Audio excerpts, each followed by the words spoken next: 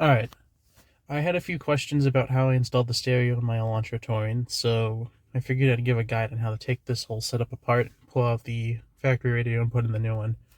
Obviously, this isn't the factory radio, but the removal process, it's the same thing. It's all the same screws.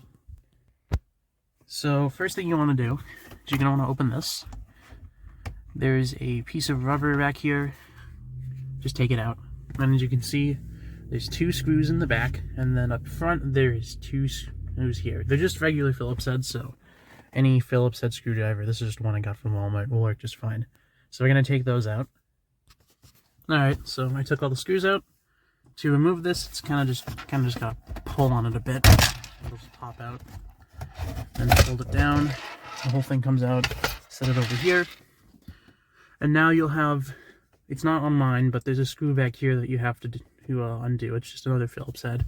And you can grab this plastic trim and kind of just pull on it. It's a little hard to get, but it'll eventually just come out like that. Whole thing comes out. And you can kind of just turn it away. If you want to undo it, there's a couple clips here. You can just undo them and take it off, but you don't have to do that. And now we have the radio. So, as you can see, I have an aftermarket adapter plate, but the radio is bolted up just the same. You've got these four screws. So you're going to want to undo those.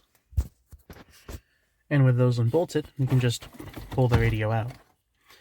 Now, obviously, like I said, this isn't the original radio. However, the original one, it's all about the same. You will have two metal brackets, and the actual radio itself will be screwed into them. So you can just unscrew them and then take it off, and you're all good. Now, back here, this is obviously a bit of a mess, but the important things you need to know is that there's a large, chunky plastic connector back here. Let's see. Right here. I believe it's this one. Now, this radio, the factory radio has two connectors. They're both standard. These run like the speakers and the power and whatnot. So there'll be two plugged in. You can unplug those. There is a, if you have CRA6M, that's the antenna. I unplugged that. I didn't plug it back in because I don't give a shit about it. And then you will also have just a regular FM radio antenna. So you have to unplug all that, and then the whole radio will come out. I'll post a picture with everything highlighted.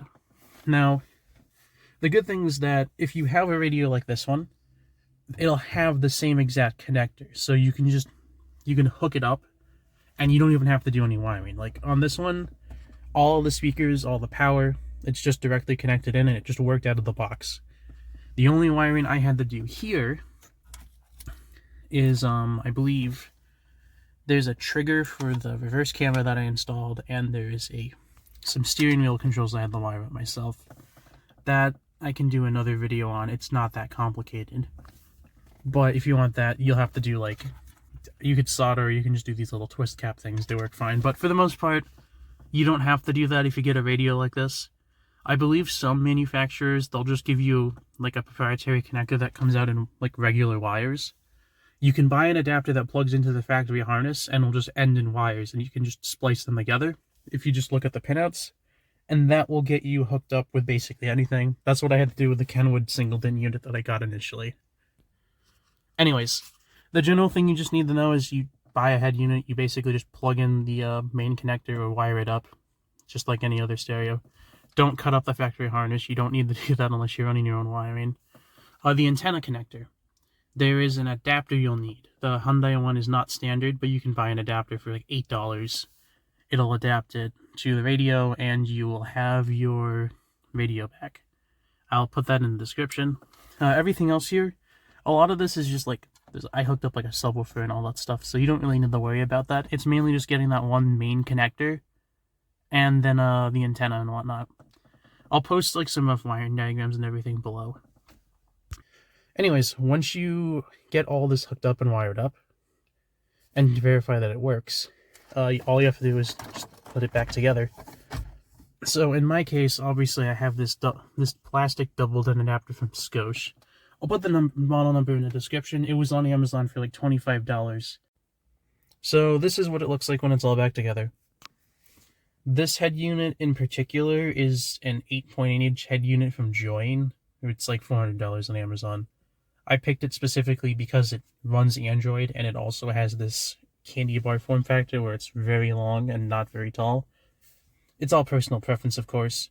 I tried using a standard single DIN radio initially. I didn't really like it, but if you just want Bluetooth and, equalizer and all that jazz, those work perfectly fine. It'll mount up. It won't look the prettiest, but it'll do a good job. If you get a floating screen unit like this, obviously the screen is disconnected, kind of. It hovers away from the actual head unit itself. So you can have a huge screen without it actually needing to be integrated in. And this one, I have it set up, it can be moved around. Most of these can be moved around and repositioned. But I have it set up so that it covers up all the ugliness back there. So you can obviously see, like, the head unit itself and the adapter plate that you saw in the beginning of the video. It covers up pretty good. It's not a factory look, but I think it looks pretty decent, and it does the job very well. But yeah, no, that's about all you have to do to get it working in one of these cars. It's quite simple. I can't speak for the lower trim models. This is the SE trim Elantra Touring, but it should also work in the Elantra sedan as long as it's the SE trim in 2010 and prior.